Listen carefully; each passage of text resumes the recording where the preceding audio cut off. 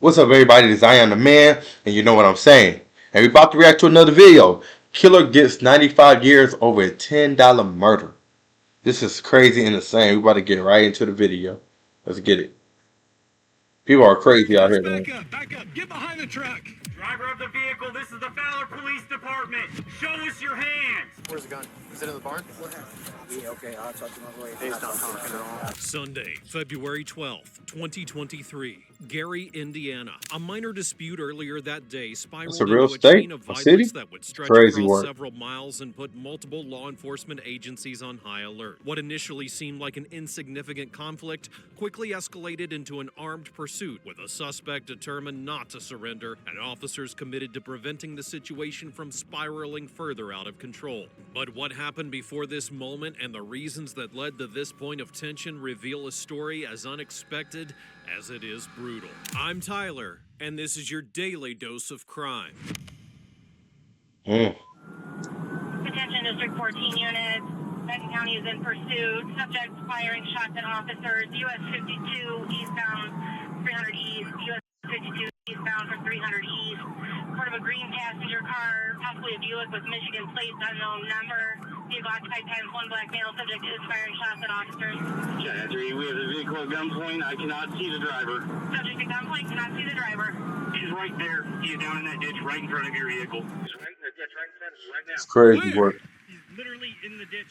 See those pine trees right in front of us? Yeah. He's down in that ditch. Okay, let's back up. Back up. Get behind the truck. Are you good? You're not And hit. they're hiding in the ditch. That's crazy I don't work. think he hit my vehicle. I cannot see him. If we move up on my vehicle and stay on the driver's side of it, we should be able to look down. I don't want to get close. If he's got just a handgun, I'm not getting any I don't closer. know what he was shooting at me with. Right, you go. Go see. I'm going down there. He's in a Crazy ditch work. underneath some cedar trees. Cannot see him at this time. Breathe, man. Is he underneath that shorter tree? So, see Clear. the stop sign? Yeah. Straight down in the ditch. The car is in that ditch. Okay. But he is out of the car? I don't know. I do not know. A manhunt reaches its most tense moment. Officers remain armed and alert, watching for any movement. The suspect was involved in a string of violent incidents earlier that day and knows he's surrounded. But what led to this standoff began with what seemed like a minor incident. However, the consequences would be far more It's got grave than AK-40, anyone whatever could you have call ever it, imagined. AK-47s. What happened Nah. before this chase, and what turned this man into the focus of a large-scale police operation? How many rounds came out that window, do you know? You could tell by the title because Flew out on like you could tell by the title because it's sound petty. It could be something so petty that could turn out a big old thing. So two without stopping a at big West incident. Street, and then cut off a car pulling into the Amoco. I was sitting behind him at the Amoco getting ready to get out of my car, and he took off through the stoplight, blew the red light. Driver of the vehicle, this is the Fowler Police Department. Show us your hands. Make yourself known. Definitely a black male. And he just come off 4th Street out of nowhere? Yeah, he come flying out, didn't stop. I'm not sure how much time he had to run. They got the guns. He might as well come out, man. You ain't escaping. Moving pretty fast with how big that skid mark is, so he may still be in the vehicle. I don't know. I just hope he's not. There's no way he would have gotten those woods and out of the vehicle. I don't know. I feel a lot safer back here if he just got a pistol and up there at your car. Yeah. I didn't know where the car was. That's the only reason I got up that close. Yeah. What kind of car is it? It's a green. I don't even know. It's an older model. Yeah, Buick. You sure there's only one occupant? Like a Buick. 100%. What car y'all think that is? Turn around! I probably Go pretty much back that answered my way. own question. Officers order civilians to clear the immediate area. The suspect is still armed with a Draco-style semi-automatic rifle, and his exact location A has yet to be what? confirmed, making any nearby presence A a Draco. potential That's risk. crazy work. You got me? Yep. Empty? Counting out through the vehicle is clear.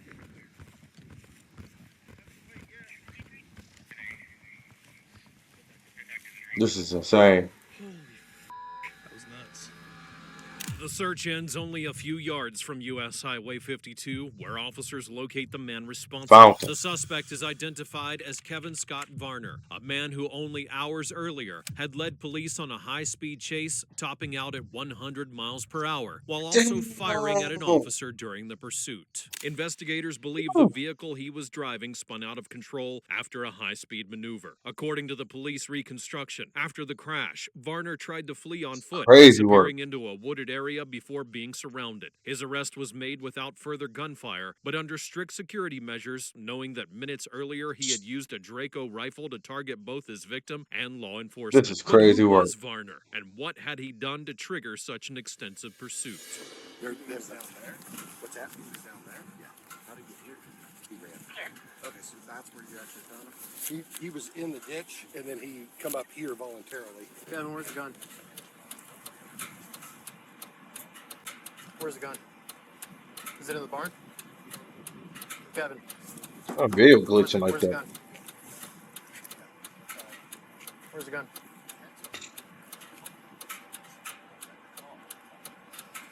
Where's the gun? You don't know where the gun's at? Alright. You know where they're going at. Once in handcuffs, the suspect claims he can't remember where he left the rifle. This kind of immediate denial This is aims to crazy. cast doubt on his mental. And like this ad. I'm just trying to watch the video. Crazy work, man. Let's skip this. We're in a rush. Mental state, stall the interrogation, and plant the idea that his actions may not have been intentional. But everyone knows that's not the case. Not after what he had done. Sir, are you injured? It's crazy work. Okay.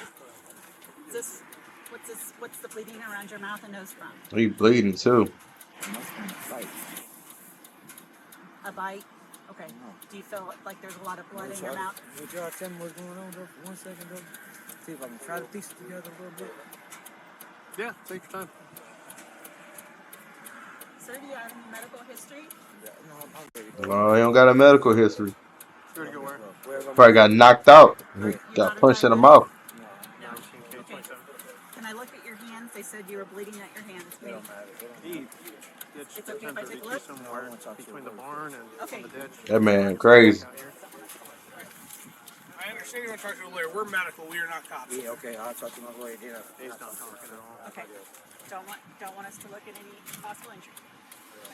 Just minutes after capture, paramedics attempt to assess Varner's physical condition, but he refuses any examination. With the same cold demeanor, he also refuses to answer questions without an attorney present. This combination of rejecting medical assistance and invoking legal counsel is a strategy to control the flow of information while minimizing any physical or verbal trace that could show he was fully aware of everything he had done. Varner had initially ignored the traffic stop, and during the ensuing chase, he used a Draco-style semi-automatic rifle to fire at the pursuing patrol car, shooting from inside his own vehicle while topping out at speeds over 100 miles an hour, before losing control and crashing off the highway. That violent sequence was what triggered the armed operation to capture him. This But man the on some officers Grand Theft didn't Auto yet stuff. know This the is real crazy work. reason Varner had fled For in the real, first this is place. crazy work. Hi. My heart's racing. Racing. I'm Trooper Frank. Nice to meet you. Kendall. That's it. Man, If you wouldn't mind, we just have a couple questions. Okay. You mind telling us from the beginning what you saw and what you Well, called in? Well, what I was firing up my grill back here, Okay. and I found up my grill back here. I Yep. heard the sirens and toward Fowler, and then all of a sudden I hear the screech, locking up he missed that little curve there evidently. I'm assuming he was on a 300, Yeah. and I heard the screech, and then there was a white Ford pickup that came across 52, and he That's a white Ford pickup over there. and he stopped, and I Right behind us. lights, and he turned around. And I don't know if he picked him up or anything and dropped him off here, or 'cause I didn't see. Of course, I wasn't paying attention if he walked across the field. Well, that's a Ram, one of them. But then I didn't think anything of it, and I was firing up the grill. Whatever, I just happened to look out, and he. All my man was doing, firing up the grill. That's it. Do you know what the male was wearing? Do you remember, like, What color t-shirt? That's it. That was almost like he had. I think he had a hoodie on. He had a hoodie on? I think a hooded sweatshirt, like maybe like it was a lighter color, like a tannish. Like a tannish hoodie? Yeah. Was he wearing pants? Yeah, he had pants on. I mean, they were like a tannish color. And you can see that he was a black person, right? No, I mean, You just saw the hoodie?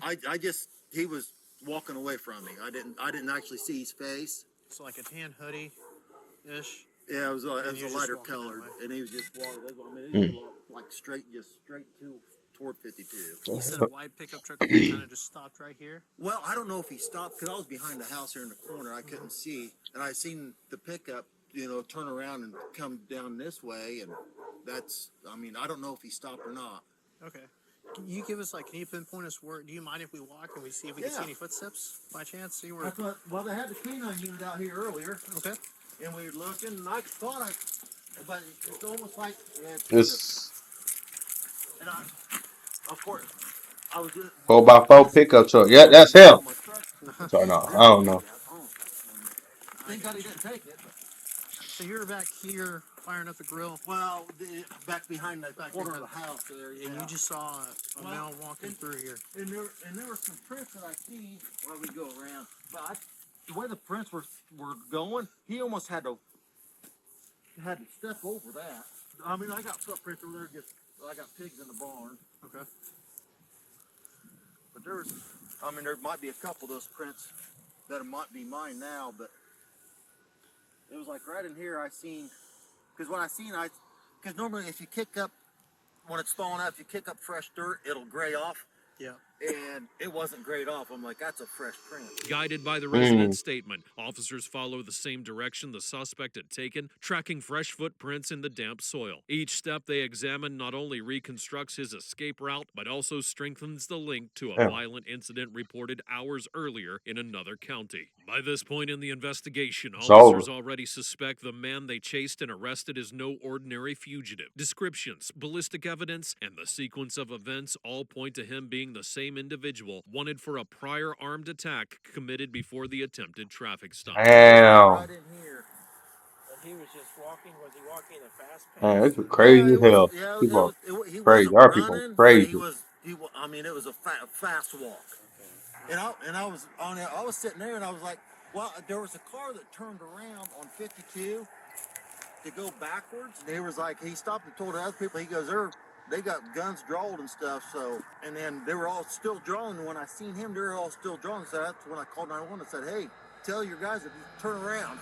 But how had all of this begun? Hours before the pursuit and shooting at an officer, the suspect had forced his way into a home in Gary, Indiana, armed and looking to settle a minor dispute, an alleged debt of just $10 over a marijuana deal. Inside a bedroom, he fired 15 rounds at a 23-year-old woman, executing him at close range with a Draco-style semi-automatic rifle. Bro, what the hell? Determined that the attack wasn't about money. It was a calculated response to what he perceived as disrespect. His profile would reveal narcissistic traits and a constant need to assert his own dominance within his criminal circle, even at the cost of someone's life. This disproportionate violence, total lack of remorse, and his extensive history of violent felonies classified him. Here's the key, right?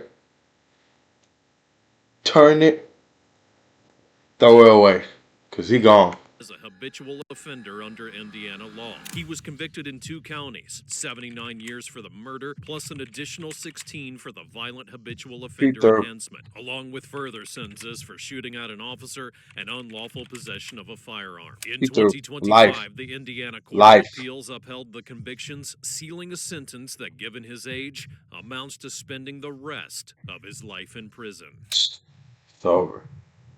That's crazy work, man. Overs, man, that's why you shouldn't sell drugs or none of that. Crazy.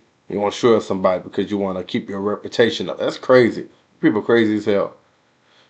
Make sure you guys subscribe up to the channel. We're on our way to more subscribers, I'm going to see y'all in the next reactions, alright? Peace.